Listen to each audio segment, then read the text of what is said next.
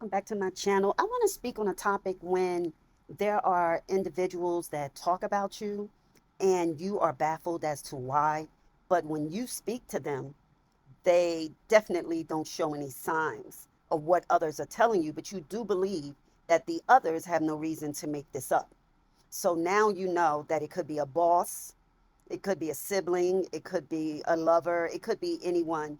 But these are individuals that smile in your face, but they are determined to, it appears, either to destroy you, or they're trying to change the way people see you, or they have a plan. They have a plan for your life, and they're just setting the stage. Because there comes a moment when you realize that some people don't lie because they hate you. They lie because they're afraid of what happens if other people ever see you clearly. You're not crazy for noticing it. You're not imagining it. When the air starts to shift around your name, when you can feel the tension before you walk into the room, you're witnessing something spiritual wrapped in office politics. You were never meant to blend in quietly. Your presence makes people measure themselves, and that's why the whispers start. A boss who should have been a mentor starts shaping stories that shrink you, that make you look bad, right? Or even look crazy. They plant doubts in places you can't reach to defend yourself. And that's the hardest part. Isn't even the lie. It's the silence of the people who know it isn't true, but they say nothing because they're scared to lose their comfort.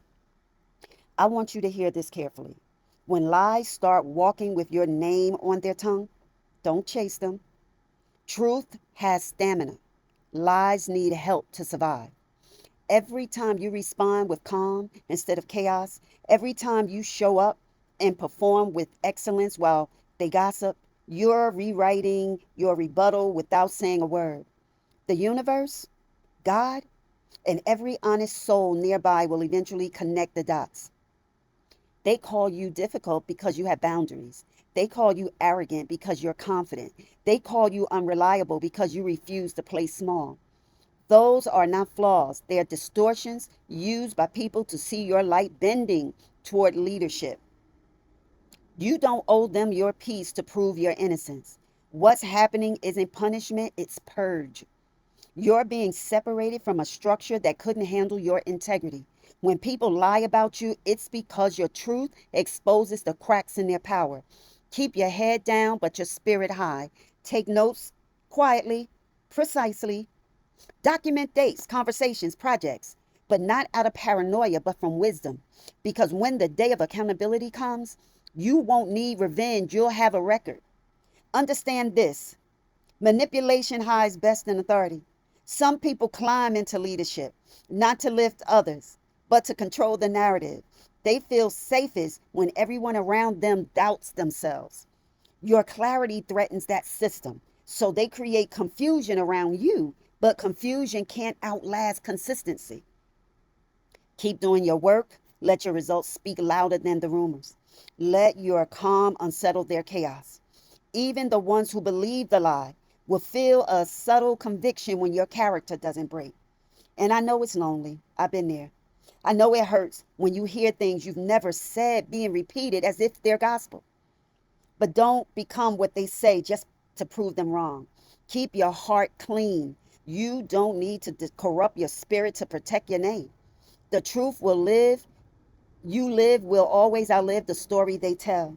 Here's what they don't expect: they think you'll crumble under the weight of being misunderstood. They don't realize misunderstanding is where God does his clearest work. When you're stripped of every false ally, when you stand in that quiet isolation, that's where revelation speaks. You start to see who's real, what matters, and how to move without apology. Eventually, the same mouths that spread your name will be forced to admit your growth, not because they want to, but because truth outlasts gossip every single time. You are not defined by the version of you that lives in their stories. You're defined by the version of you that shows up every day with dignity intact. Let that be your protest. So walk tall, speak less, document everything. And remember, the higher the calling, the heavier the character test. You're not losing position, you're gaining proof. because truth doesn't need an audience to win, it only needs time. I want to go a little bit further with you because it's not just in a workplace, right? So there are times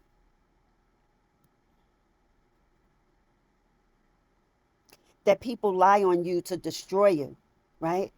You've made it through the silence. Now the same mouths that lied start to grow nervous because time is the one witness they can't control has started speaking. You can feel the shift when it happens. The air that once carried their rumors now carries your results.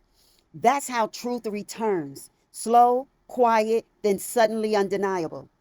But this isn't just about the job.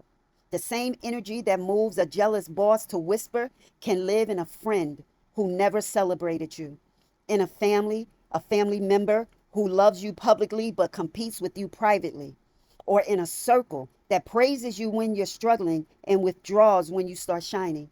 Each one does it for a reason. At work, they lie to keep hierarchy intact, to make sure brilliance never outruns their title. In families, they lie to protect old roles because your healing threatens the story they've told about who's strong and who's broken. In friendships, they lie to preserve familiarity because your growth makes their excuses uncomfortable. And in social circles, they lie simply to feed relevance because gossip is the currency of the insecure. Every lie carries a motive: control, comparison, and comfort. But none of them can survive exposure. You don't even have to fight it, you just have to keep living correctly. The more consistent you become, the more their stories collapse under their own weight. The lie begins to age badly, the timelines stop matching, the tone in their voice changes when your name comes up. That's truth pushing through the cracks. You're not being punished, you're being positioned. This is how power tests itself, by seeing if you'll lose faith when you're misrepresented. Because vindication isn't only a reward, it's a revelation of character. Notice something else. After the lies, people start circling back. They ask subtle questions in order to test the temperature with you. They're realizing the version they believed doesn't match the person they're seeing. They're realizing this. So you don't need to correct them. Your piece already did. And when you think about the family that misunderstood you, don't rush to hate them. Many of them are trapped in patterns of silence that go back generations. To acknowledge your truth would mean facing their own unhealed pain. That's why they resist. It's not permission for them to hurt you again, it's perspective so you don't carry their burden as your own. The friends who twisted your story, they were addicted to the version of you who needed them. Once you outgrew that dependency, they felt replaced by your freedom. So they tried to rewrite the narrative to make it look like you changed for the worse instead of healing for the better. In those public places, the ones that built their conversation around your name, they lied because it made them feel alive. When your presence is magnetic, some people would rather distort your image than confront the emptiness of their own. You've walked through all of it: the silence, the suspicion, the subtle sabotage. Yet look at you, still standing, still producing, still peaceful. That's what they can't replicate. Your peace isn't passive, it's proof that what they meant for harm turned into your education. Keep your voice steady, keep showing up. You don't need to explain your truth, you embody it. That's why truth has a longer memory. It's written into your pattern of living. The beautiful part, every settling that tried to break you, whether it's workplace, family, friendship, or even community, it ends up exposing itself. The same people who once agreed with the lie start realizing the common denominator isn't you. It's the spirit of insecurity that moved through them all. And once light hits that, the whole structure trembles. Now the tone changes. People will begin to whisper different words: resilient, graceful, strong. They start retelling your story without realizing they're confessing. That's how truth redeems reputation, by converting witnesses into validators. You don't even have to seek revenge. Time and consistency are already testifying on your behalf. Every day you choose integrity, you're letting the universe reroute the narrative. So breathe. You didn't survive this to stay bitter. You survived it to understand power, the kind that doesn't need applause to know it's working. And when the next test comes, remember this: silence is not weakness, it's strategy. Stillness is not surrender, it's surveillance. Let them talk, let them spin. You'll see who's who when the dust settles. Because what they meant for your ending became your elevation. What they buried you with became your soil. And what they lied about became your living testimony. Your peace is the prophecy fulfilled.